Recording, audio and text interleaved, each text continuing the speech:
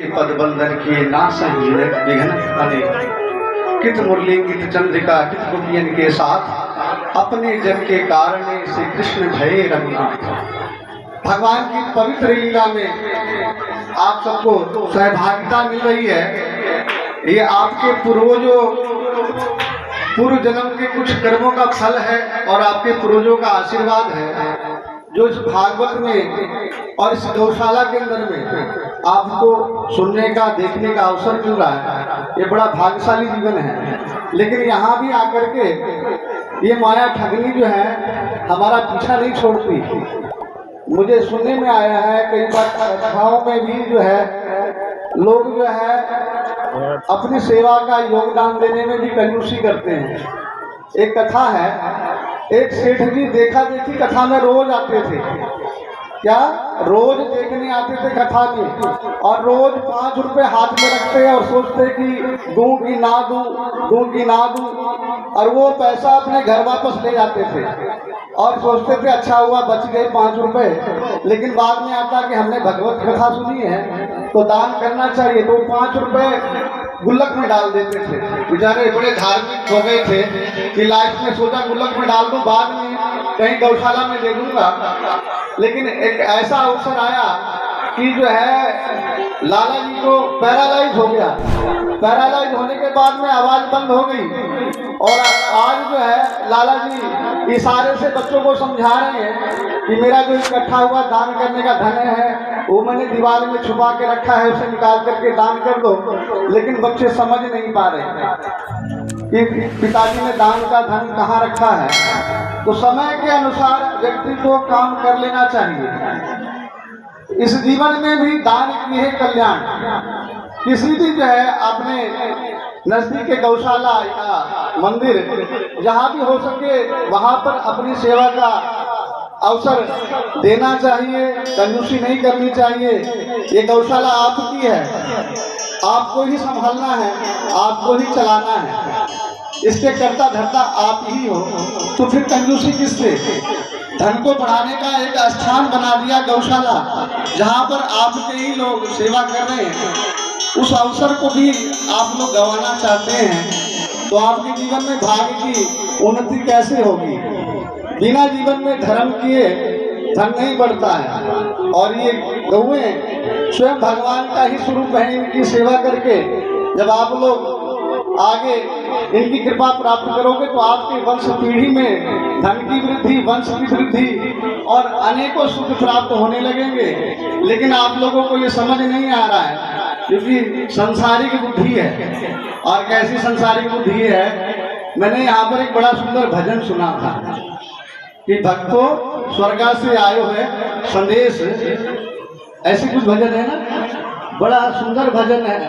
मैंने सुना है कि आपको चेतावनी मिल जाती है कि संसार में ना कुछ लेके आए थे ना लेके जाएंगे, सब कुछ यही बनाया और यही छोड़ जाएंगे। लेकिन हमारे साथ में जो किए हुए कर्म ही है हमें सुख देंगे और अच्छा कर्म करेंगे तो अच्छा सुख प्राप्त करेंगे और बुरा कर्म करेंगे तो बुरा। तो हमारे जीवन में ये ऐसे समय के अवसर हमारे पास आते हैं जहाँ भागवत कथा सुनने को मिलता है, हमें भगवान का संदेशा सुनने को मिलता है कि भगवान हमसे कह रहे हैं कि जीवन में इस मृत्यु लोक में आए हो तो अपने आप को अजर अमर मत समझो। सब कुछ यही छूट जाना है, केवल परमात्मा तक पहुँचने के लिए ये तुम्हारे सत्कर्म ही तुम्हारे साथ भगवान को जोड़ेंगे। इस गौशाला में बैठ करके 2 मिनट का हम लोग चिंतन करते हैं, भगवान से जुड़ने का एक मार्ग बनाते हैं, फिर आगे कथा सुनेंगे। देखो जीवन में सब कुछ परमात्मा के हाथ में, हमारे पास कुछ नहीं है। जैसा वो खींचेगा वैसा ही होता है। समय बलवान होता है, समय भगवान के हाथ में होता है, हमारे हाथ में कुछ भी नहीं है। क्योंकि भरत जी जो है पिताजी के मरने पर और राम जी के वनवास जाने पर शोक करते हैं तो गुरुदेव भगवान कहते हैं हे भरत, तुम जैसा पुण्य आत्मा कहाँ मिलेगा, ऐसा भाई जो अपने भाई के त्याग के लिए अपने भाई के बिछड़ने पर इतना कुछ कर रहा है। तुम शोक मत करो, तुम शोक करने के लिए नहीं हो। ये विधाता ने समय के अनुसार, ये समय सबके साथ आता है, इसको सहन करो और भगवान के दिए हुए कार्य को करो। लेकिन भरत जी को भगवान से प्रेम है तो भगवान के प्रति चिंतन कर रहे हैं। कैसे? जीवन है तेरे हवाले मुरलिया वाले, जीवन है तेरे हवाले मुरलिया वाले, जीवन है तेरे हवाले मुरलिया वाले, जीवन है तेरे हवाले मुरलिया वाले, जीवन है तेरे ही हवाले मुरलिया वाले, जीवन है तेरे हवाले मुरलिया वाले। कई लोग हैं वो मानने को तैयार नहीं है भगवान को, लेकिन ये पता है बुढ़ापे में सारे रोग उतर जाएंगे। जब शरीर में चेतनता नहीं रहेगी ना तो परमात्मा ही याद आते हैं। इसलिए पहले ही 3 का धागा भगवान से जोड़ लो और कहते रहो क्या, हे नाथ मैं तुझे ना भूलूं, तू मेरा है और मैं तेरा हूँ।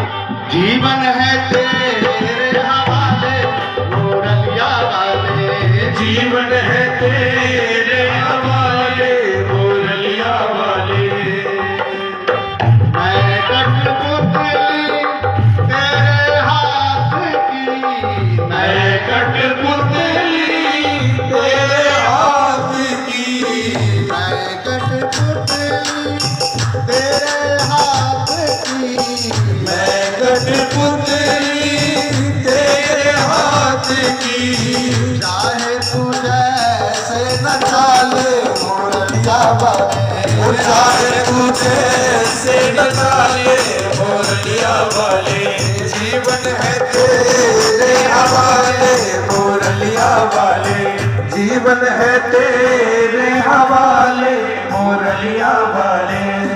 बोला वृंदावन वाके बिहारी लाल की जय। आप लोगों को समझ में आ गया मैंने क्या कहा? परमात्मा में, संसार में परमात्मा के अलावा जीव का कोई हितकारी नहीं है। ये रिश्ते नाते तो स्वार्थ के हैं, असली रिश्ता तो तुम्हारा परमात्मा से है, सतगुरु से है। सतगुरु भी रखना चाहिए, गुरु बिना गति नहीं है। लेकिन कुछ लोग बड़े गुरु में संशय करने लगे हैं। एक कथा छोटी सी आई। एक बार जो है स्वर्ग में जो है नारद जी गए और इंद्र से मिले। इंद्र देवता ने उनको बिठाया, नाश्ता पानी कराया, उसके बाद नारद जी चले गए। तो स्वर्ग में जो है ना इंद्र ने अपने उन नारद जी के आसन पे जल छिड़कवाया। कहा लुंगरा आया था, लुंगरा जानते हो जिसका गुरु नहीं है। तो नारद जी के कान में बात आ गई, मैं लुंगरा हो गया कि आज मेरे बैठने से जगह भी अपवित्र हो जाती है, ऐसा मैं अभागी हूँ। तो भगवान के पास गए, भगवान से कहा भगवान क्या जीवन में जो है सदगुरु की आवश्यकता होती है? तो भगवान ने कहा बिल्कुल जरूरी, क्योंकि जो है जब तक माध्यम नहीं होगा तब तक मेरे तक पहुँचने का कोई मार्ग तुम्हें पता ही नहीं लगेगा। इसलिए गुरु भी जरूरी है। तो कहते हैं भगवान मुझे गुरु की प्राप्ति कैसे होगी? कहा जाओ आज रात में स्वप्न तुम्हें आएगा और समुद्र के किनारे जो सबसे पहले तुम्हें दिखाई पड़ जाए तो समझ लेना वही तुम्हारा गुरु है। भगवान की बात को मान करके नारद जी समुद्र